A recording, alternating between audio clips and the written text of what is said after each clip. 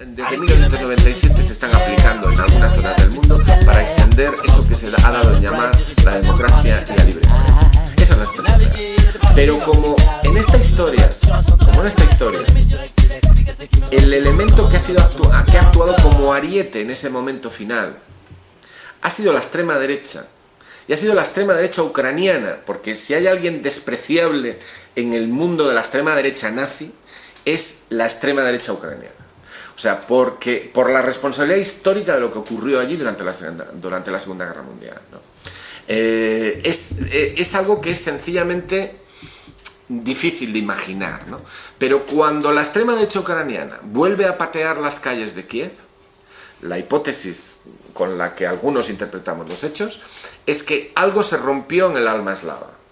Y no estoy refiriéndome a la gran geopolítica, a los grandes señores que controlan las finanzas aquí o allá, o los señores que son los dueños de tal empresa del níquel en Siberia y que están preocupados por sus mercados, o a los señores de Wall Street que quieren abrir una sucursal no sé dónde. No, yo no estoy hablando de eso. Estoy hablando de lo que piensa la abuelita que está en su casa allí en el campo y que ve en la televisión que esos símbolos, que son los mismos símbolos de los que arrasaron su pueblo 50 años atrás o 70 años atrás, vuelven a estar en las calles de Kiev. Y eso es lo que va a explicar el estallido que da origen a la guerra civil posterior.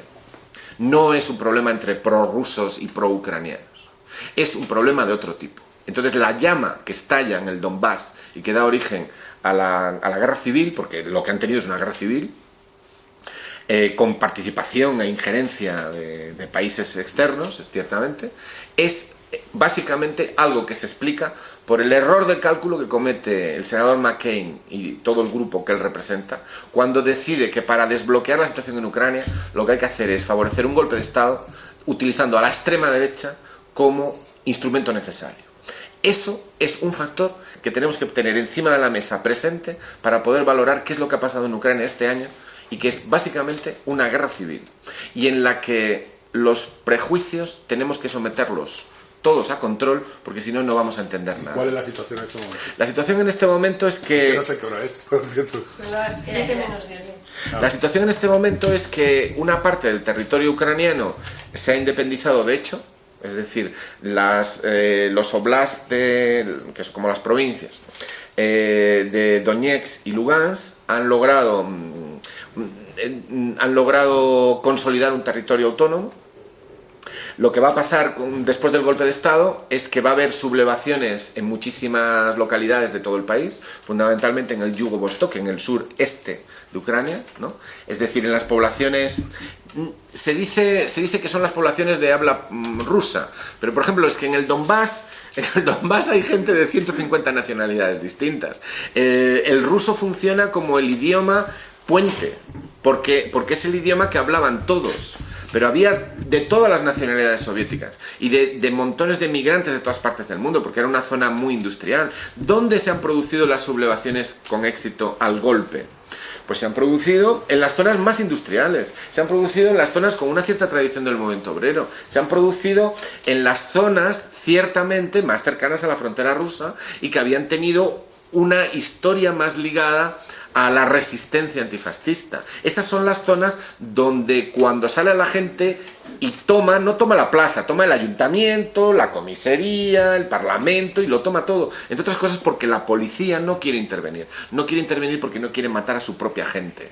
Y no quiere ponerse a las órdenes de los tipos que están en Kiev y que están utilizando los emblemas contra los que lucharon sus padres en la guerra patria. Entonces, al producirse la rotura del ejército y la rotura la rotura del ejército y la rotura de la policía ucraniana, las sublevaciones populares que se van a producir surten efecto. Entonces, el caso de Crimea es un poquito distinto, ¿no? No podemos analizarlo también, pero la respuesta del Estado ucraniano va a ser reocupar esos territorios que han perdido. Y entonces hay otro elemento. La respuesta popular no está organizada, no siempre está organizada. Y además hay otro elemento: ¿cuál es la situación política? ¿Cuál es la situación de las fuerzas políticas? La situación de los sindicatos, la situación de los partidos, de las asociaciones. Es decir, el tejido social porque por mucho que se haya roto el alma eslava, tú puedes tener el alma rota, pero si no te organizas, si no tienes redes de organización reales y no tienes una organización, te pueden dar con el alma en la cabeza perfectamente y pasarte por encima, que es lo que suele pasar normalmente. Entonces, ¿dónde la resistencia al golpe prende? Pues prende en aquellos sitios donde existían organizaciones de base. Además, por ejemplo, el gobierno Yanukovych había firmado con la Royal Dutch Shell y otras compañías, había firmado la fractura hidráulica, es decir, había lo que se denomina el fracking. Habían vendido toda la cuenca del Donbass, de hecho, prácticamente para la obtención de gas licuado, ¿no? A través de la fractura hidráulica. Entonces había un movimiento social de respuesta a la fractura hidráulica muy fuerte, porque la fractura hidráulica tiene unas consecuencias ecológicas brutales y implicaba el desplazamiento de cientos de miles de personas. Se habían firmado unos acuerdos de colaboración internacional con compañías norteamericanas y holandesas que implicaban en la práctica el desahucio masivo de cientos de miles de personas, y existía un movimiento social de respuesta muy fuerte, enormemente fuerte y muy organizado. Entonces empezamos a sumar elementos. Tienes un movimiento social de respuesta muy fuerte en una zona donde hay una gran tradición de movimiento obrero, aunque está todo hecho migas, porque está todo hecho migas, ¿no? Donde además la gente que tiene miedo, ¿no? La gente que tiene miedo, prácticamente la gente de entre 45 y 55 años ha hecho la guerra en Afganistán. Entonces, claro, si tú eres un veterano de Afganistán y tú ves que la gente está montando una barricada en la calle y que te vienen unos señores de extrema derecha a matar a la gente que está en la barricada, pues tú bajas a la barricada y les dices: no, hijo, no, mira, un tanque se destruye así, desde el tercer piso, no a pelo por la calle. Entonces hay muchos elementos que hay que entrar en detalle, ¿comprendes? Hay que entrar en detalle. Entonces la rebelión va a triunfar donde hay la subjetividad y el nivel de organización que permitió que triunfara. Hay un elemento que no estoy analizando ahora, que intentaremos analizarlo en la charla, y es el factor que juegan los oligarcas locales. Porque claro, el poder real sobre el terreno y en las provincias y en las ciudades la tienen los dueños de las grandes empresas privatizadas, que son los oligarcas, que tienen sus propios ejércitos privados, que han degradado toda la situación política, que tienen sobornado a todo el mundo en los partidos, en los sindicatos, y hay una degeneración total de la política y de la vida social. Pero que eso exista no significa que la gente, a un nivel muy sencillo pero muy real, la gente tiene sus propias señas de identidad. Y hay una serie de mitos muy poderosos. El mito de la Gran Guerra Patria, el mito de la resistencia antifascista, el mito de que si vienen a por nosotros nos vamos a defender, ese mito es un mito que está encarnado en ellos. Y donde lograron organizarse, resistieron. ¿Fue el movimiento de resistencia en Donetsk y Lugansk una construcción de los rusos? ¿Fue una construcción de Putin? La hipótesis que manejamos muchos es que en realidad fue muy disfuncional. Es decir, para la Rusia realmente existente, un movimiento popular de respuesta con un contenido antioligárquico y contrario a las empresas multinacionales del petróleo, y que se opone a la destrucción ecológica del país y que se opone al control de los oligarcas y a la destrucción de la vida social y política, es un movimiento que es disfuncional. Es completamente disfuncional. La pregunta, ¿por qué? Pues porque eso también pasa en Rusia, ¿no? Lo que pasa es que, claro, si el contrario usa emblemas nazis, dice abiertamente que va a pasar por la trituradora a todo el que hable ruso, y utiliza el mismo discurso de la Segunda Guerra Mundial y te ataca, y además hay gente que se opone a eso sin preguntar a quién va a venir a ayudarle, pues lógicamente la pregunta es si el gobierno ruso se puede permitir el lujo de abandonarles. Ese es otro tema. Sobre todo después del gran éxito que supuso la recuperación de Crimea, que aumentó la popularidad de Putin en un momento determinado. Entonces, la hipótesis básica con la que manejamos que manejamos algunos, es que los movimientos de respuesta con éxito en Donetsk y Lugansk fueron disfuncionales, en el sentido de que para todo el mundo. Para unos porque implicaba rebelión, con un componente antioligárquico muy fuerte, para otros precisamente porque eso era muy preocupante también, pero que no se podían permitir el lujo de que el contrario les destruyera, por una serie de cuestiones que habría que analizar. Entonces, la situación hoy en día es la de que no han sido aplastadas las rebeliones, porque ha habido, puedo decirlo, ha habido una permeabilidad de la frontera que ha permitido la resistencia organizada. Esto es muy parecido en realidad a la Guerra Civil Española, ¿no? Es muy parecido, es decir, hay un componente internacional, hay un componente local, hay un componente de cruce entre unos y otros y tal, pero que haya todos esos componentes no significa que no haya componentes autóctonos y genuinos realmente, ¿no? Entonces la situación evoluciona mal se puede decir, evoluciona mal para la causa que podríamos denominar más antioligárquica, ¿no?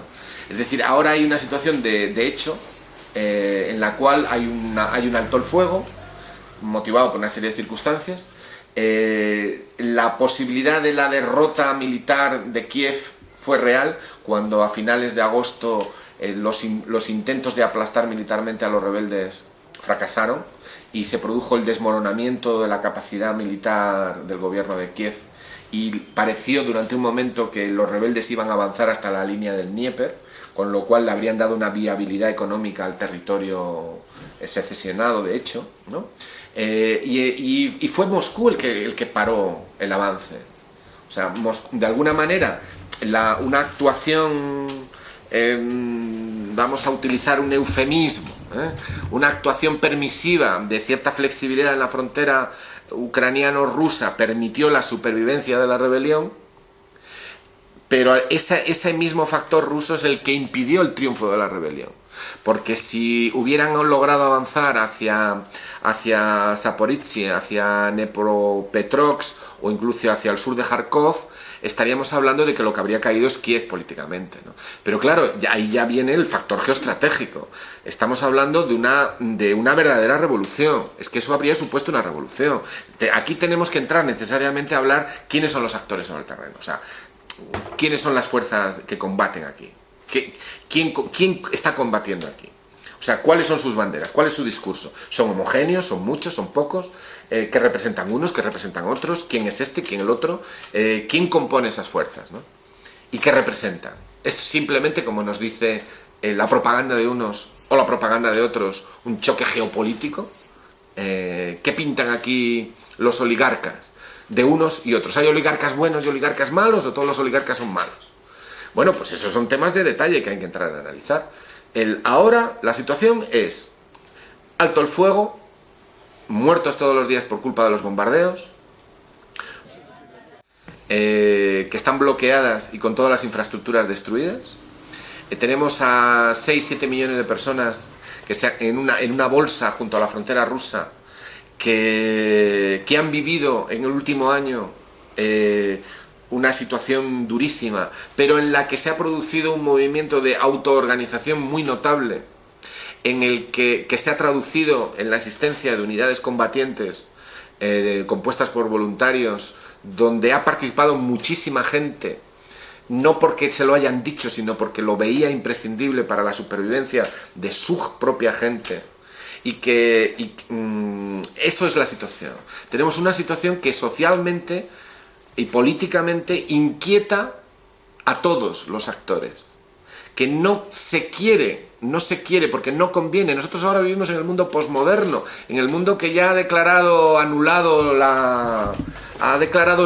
la lucha de clases, ha declarado nulo ciertos mitos del pasado. Bueno, pues ahora esos mitos están vivos y prenden en una parte de la población, en uno de los sitios. Por eso yo decía antes que el tejido de la historia se ha roto allí.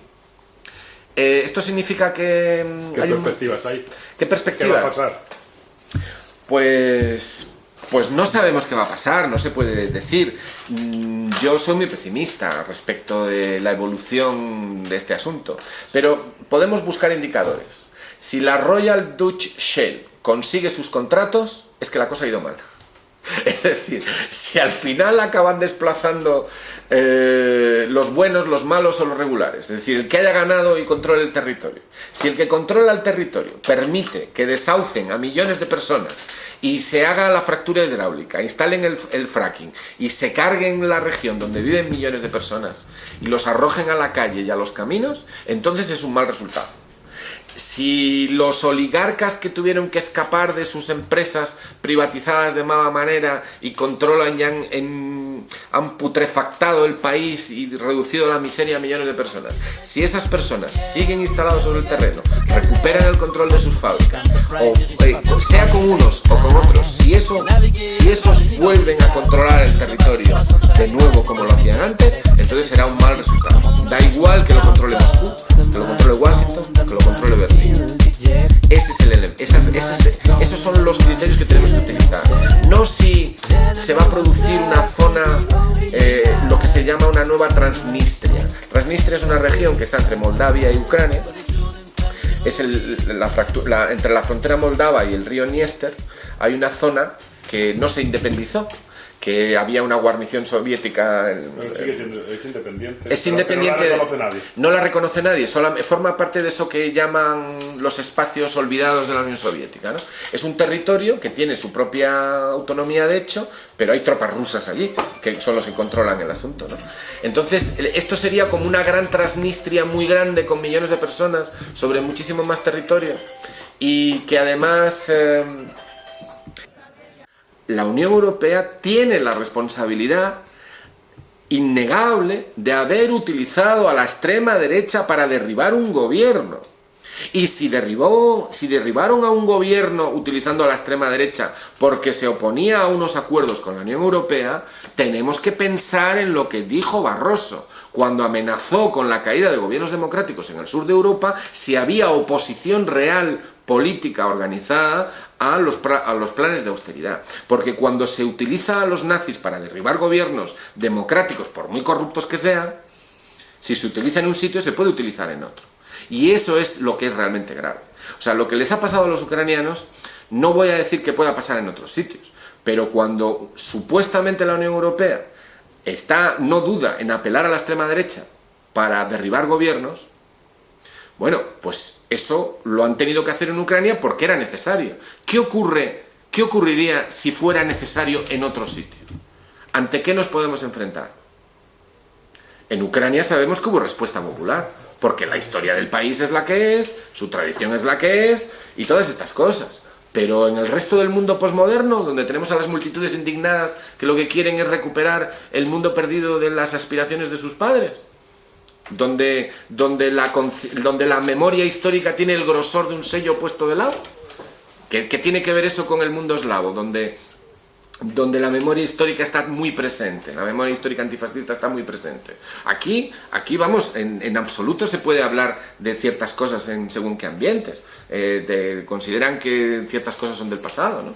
Y eso está muy extendido, no solamente está muy extendido en los medios oficiales, ¿no?